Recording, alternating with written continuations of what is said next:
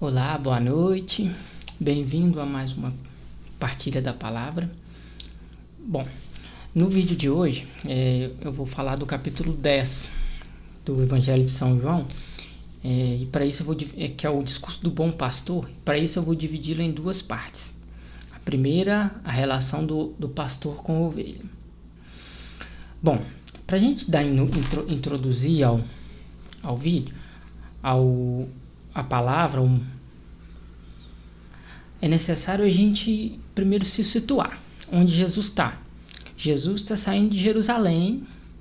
Jesus está vindo daqueles embates que ele tem com os doutores da lei, com os fariseus, e a ponto que eles pegam em pedra para apedrejar Jesus. Jesus se esconde. No final do capítulo 8, eles pegam em pedra para apedrejar Jesus, mas Jesus se esconde e sai do templo. O capítulo 9 é o capítulo onde Jesus cura o cego de nascença no sábado, e aquele cego é interrogado, e quando ele sai expulso do templo, porque dá uma lição de moral nos fariseus. Os fariseus ficam invocados, que eles não gostavam de ouvir a verdade.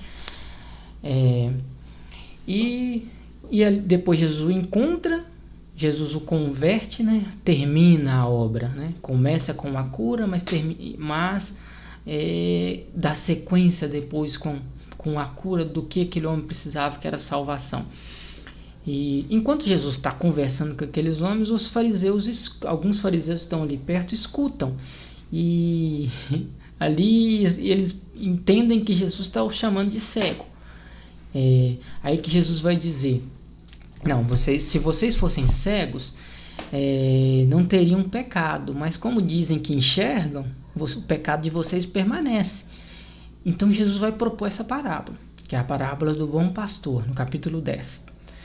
Em verdade vos digo, quem não entra pela porta no redil das ovelhas, mas sobe por outro lugar, é ladrão e assaltante. O que entra pela porta é o pastor das ovelhas. A este o porteiro abre. As ovelhas ouvem a sua voz, e ele as chama suas ovelhas uma por uma e as conduz para fora. Tendo feito sair todas as que são suas, caminha à frente delas, e as ovelhas o seguem, pois conhecem a sua voz. Elas não seguirão o estranho, mas fugirão dele, porque não conhecem a voz do estranho. Bom, essa passagem, a comparação de Jesus sempre vai usar assim coisas do cotidiano, do dia a dia, tipo a colheita, a semeadura, um remendo velho na roupa nova. Ele vai sempre usar ensinamentos do dia a dia para colocar os seus ensinamentos. Talvez isso seja as coisas que tornam os ensinamentos de Jesus mais brilhantes. E talvez seja por isso que muitos falhem na interpretação. Por quê? Porque muitos querem interpretar a Bíblia sem considerar os costumes judeus, a tradição do tempo, entendeu? Os ensinamentos daquele tempo.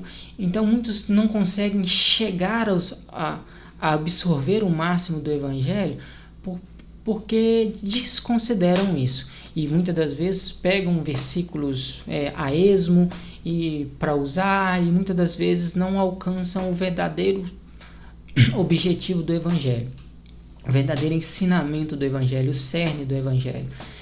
Bom, para a gente entender mais, é necessário a gente conhecer um pouquinho da realidade da ovelha. Por quê? Porque a ovelha é tão citada na Bíblia? Porque era um costume não era um costume, a criação da ovelha era algo bem presente no povo naquela época.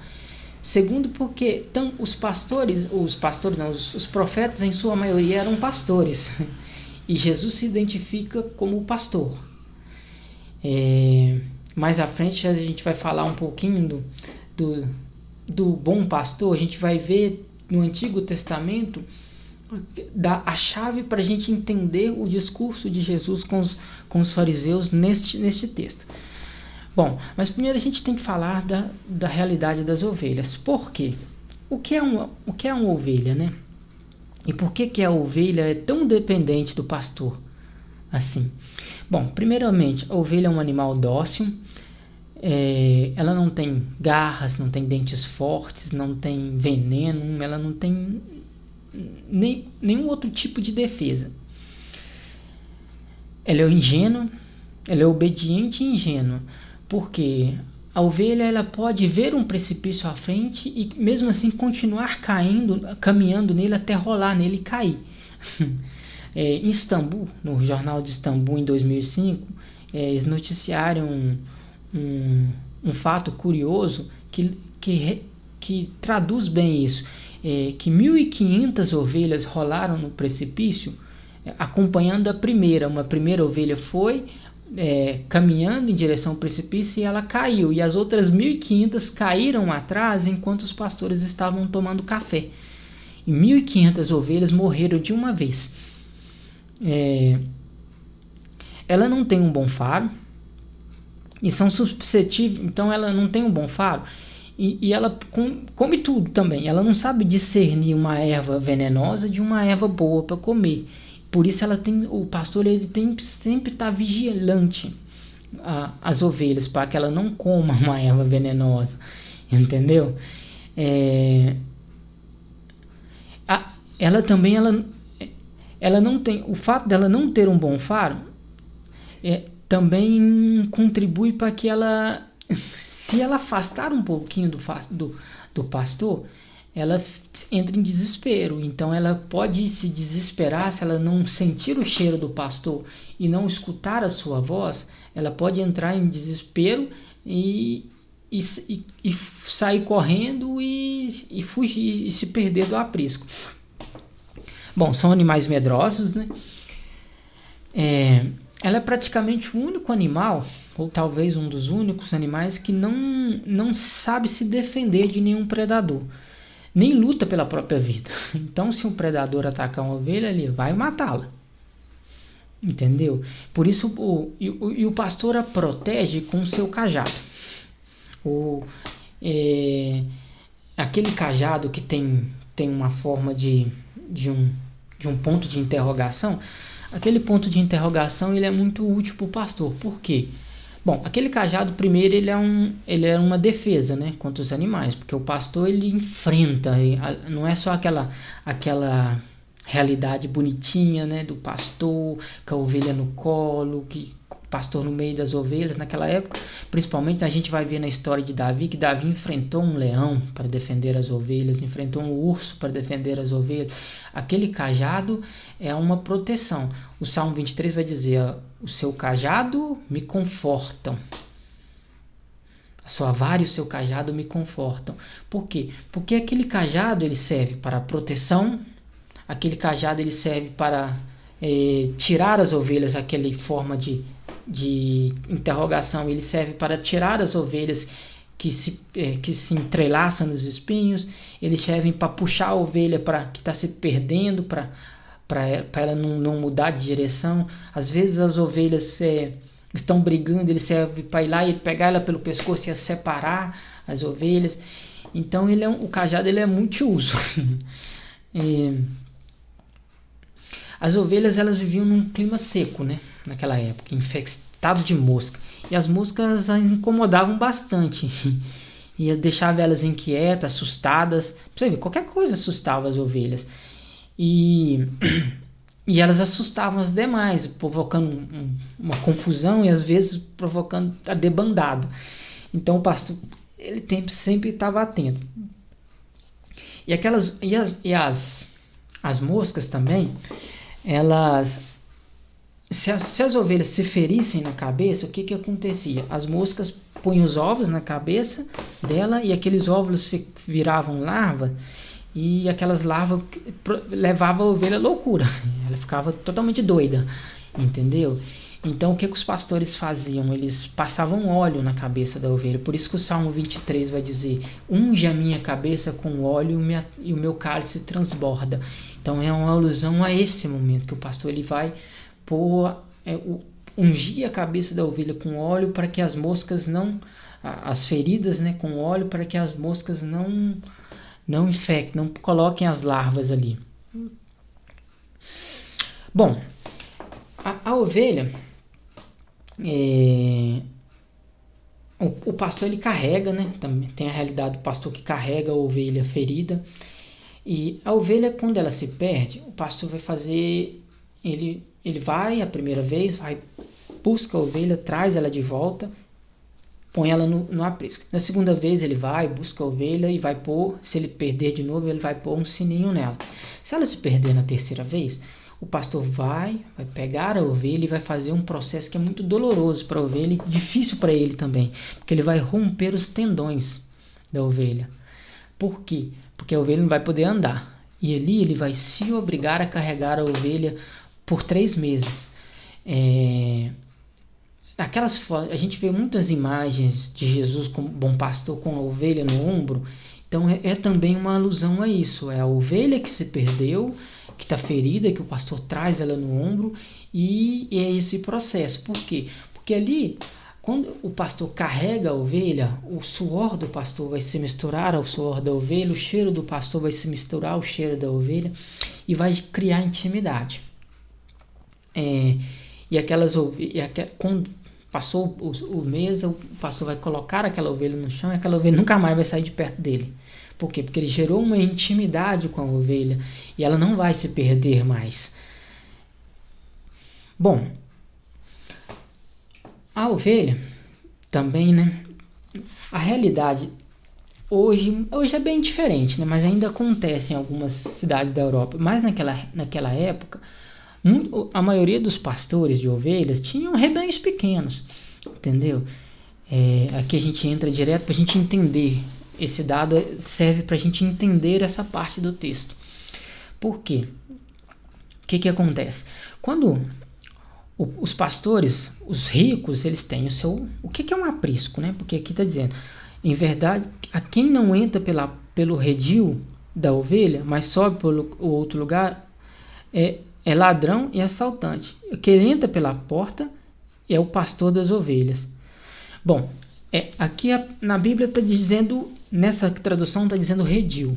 O redil ou aprisco. O que é o aprisco? O aprisco é um curral.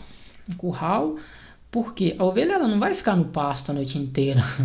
O pastor ele não vai deixar, até porque faz frio e a ovelha é frágil. Então o que ele vai fazer? À noite eles recolhem as ovelhas num curral, para que as ovelhas fiquem no aprisco, para que as ovelhas passem a noite ali no conforto, no calor, uma aqueça a outra, entendeu? E aquelas ovelhas ali, alguns ricos com muito dinheiro tinham seus currais próprios, mas os seus apriscos particulares, mas a maioria não. Uma pessoa com 10 ovelhas, com 20 ovelhas, ela não tinha condição, eram pequenos rebanhos. Então o que eles faziam? Eles criavam uma certa cooperativa, e ali as ovelhas ficavam num aprisco juntas. Então o que acontecia? Ali ela passava a noite, às vezes uma ovelha recolhida no meio do sol, porque o sol está quente também, às vezes eles recolhem, e ali eles passam a noite. Elas passam a noite ali num aprisco onde tem vários pastores que colocam ali, e ali um porteiro, e eles se revezam, né, tomando conta. De manhã, o que acontece? Os pastores vão lá, o porteiro abre a porta, por isso que Jesus vai dizer, a este o porteiro abre, as ovelhas ouvem a sua voz e ele as chama as suas uma por uma. O pastor vai, o porteiro abre a porta e o pastor não entra lá dentro, pega uma ovelha, outra. O pastor chama a ovelha do lado de fora e somente as suas ovelhas vão sair. Por quê? Porque elas reconhecem a sua voz. Então, Ali fica um pastor aqui, outro pastor ali, e eles chamam as ovelhas pelo nome, ou chamam como eles costume para usar, cantam uma música, eles chamam, e as ovelhas ouvem a sua voz e vão saindo. Somente as ovelhas daquele pastor sai e acompanha, e somente a ovelha daquele outro pastor sai e acompanha, entendeu? E sai, e quando as ovelhas saem, o pastor vai à frente da ovelha. O diferente, por exemplo, já ouviu a expressão tocar porco? O porco, você vai tocando o porco, você cerca o porco para cá e vai para lá, você cerca para lá e vai para cá. E é um custo levar um porco, fazer um porco ir onde você quer que ele vá. A ovelha não. A ovelha, o pastor vai à frente da ovelha, chamando elas e elas o acompanham. Então, essa realidade, a realidade da ovelha e do pastor, ela fala muito da nossa realidade com Deus. Porque Jesus, a parábola ela vai dizer: tendo feito sair todas as que são suas, caminha à sua frente. À frente delas, as ovelhas o seguem, porque conhecem a sua voz. Elas não seguirão um estranho, mas fugirão dele, porque não conhecem a voz do estranho. Bom, nessa primeira parte da meditação, onde eu disse a realidade da ovelha, pra gente, o que a gente traz para nós? Que, gente, como que tá? Nós estamos num momento tão difícil, onde as ovelhas, os cristãos parecem que estão tudo perdidos, né? Esse momento de quarentena, gente, pessoas que que sempre foram extremamente regular na sua vida de oração, pessoas que estavam engajadas, crescendo, que estavam firmes, crescendo, e hoje se veem completamente esvaziadas, entendeu? Por isso que a gente, diante dessa realidade da ovelha que ouve a voz do pastor, a gente tem que se perguntar, que voz que a gente anda ouvindo? Sabe, tem tantas vozes hoje por aí, tem tantas vozes, a gente liga a televisão e uma coisa incrível, sabe? Hoje se a gente for acompanhar o que está acontecendo, a gente vê um puxa para cá, outro puxa para lá, entendeu? É um desrespeito total, muito grande a dor do povo, ao momento que o povo, se a gente vê, gente, é uma vergonha, a gente vê uma doença sendo usada de uma forma política assim tão vergonhosa. Gente, tá vergonhoso, sabe? E o povo fica sem saber para onde vai, sem saber para onde fica, né? De onde se fica aqui, se fica ali, um fala daqui, outro fala dali, a televisão fala daqui, sabe? Cada um puxando pro seu lado. Gente, nenhum deles são nossos pastores. Se a gente não sabe para onde vai, se a gente está perdido, é porque a gente não está conhecendo a voz do pastor. Sabe? Jesus é muito claro, não vos inquieteis, sabe? Eu tenho visto tanta gente inquieta, tanta gente, sabe, que sem paz, preocupada, uma preocupação tão grande com a vida, sabe? Quando eu olho para a realidade das nossas igrejas fechadas por medo, sabe? Uma igreja... Gente, a igreja está fechada, mas os supermercados estão lotados. Que medo é esse? Eu me pergunto, gente, será que um bar é mais importante, é mais necessário do que uma igreja aberta? Será que um salão de beleza é mais necessário do que uma missa? Eu tenho visto tanta gente, sim, gente de caminhada preocupada com a vida, preocupada com o que vai ser, como que vai ser, um medo de morrer terrível. Quanta gente se perdeu nisso, e pessoas assim firmes, com uma preocupação exagerada, sabe? Se perdendo a paz interior com o medo. Sim, a gente tem que ter um cuidado, a gente tem que ter o receio, a gente tem que se precaver, mas não medo. Não medo. Porque se a gente está com medo, se a gente tem medo do que está por vir, talvez seja porque nós não estejamos tão certos da nossa salvação. Sabe, é uma coisa... Hoje a gente tem visto tantos falsos pastores. Essa semana ou semana passada, não sei, tinha um pastor aí famoso vendendo uma semente que cura a doença. Gente, olha a preocupação do povo. Gente, você ser enganado de uma forma tão tosca, tão tola. Uma semente de feijão. Uma semente de feijão sendo vendida a R$1.000 para curar do coronavírus. A que ponto chegou nossa preocupação com a vida? Com essa vida? A que ponto chegou o nosso medo de morrer? Que a gente se permite ser enganado de uma forma tão tosca, tão tola. Então, gente, uma semente de feijão que você vai plantar e ela vai crescer e ele nem explica como que aquilo ali vai te curar.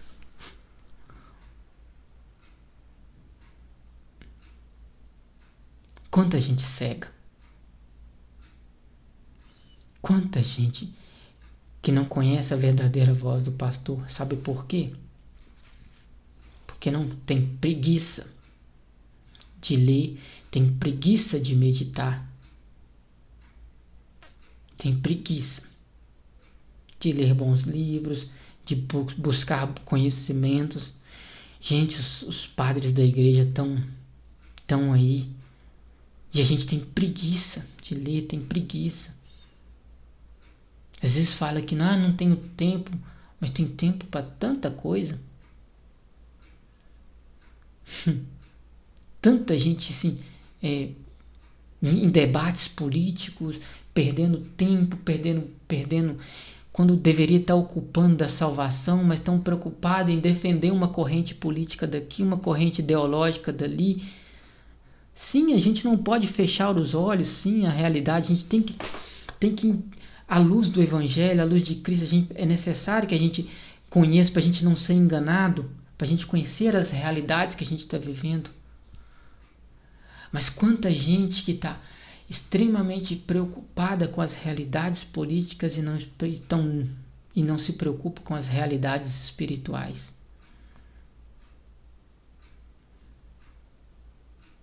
Que o bom pastor, que a gente possa aprender e a gente possa voltar a conhecer a voz do nosso pastor. Que a gente possa, assim como uma ovelha, criar a intimidade. O pior, a ovelha é um dos animais mais frágeis. Mas é um animal que, de certa forma, é consciente da sua fragilidade. Nós nos enganamos tanto, achando que a gente é forte, que a gente é esperto. E a gente é tão enganado pelo inimigo. Que nós possamos aprender com o nosso pastor, a ouvir a voz do pastor e parar de seguir os falsos pastores que enganam, que roubam,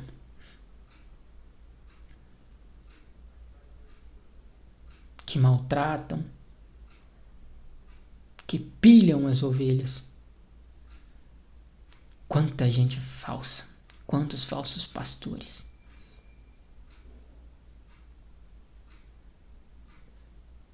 Que nós possamos nos silenciar para a gente voltar a ouvir a voz do pastor. e para que a gente não se perca. Amém? Deus abençoe e eu volto no próximo vídeo com a segunda parte. Amém?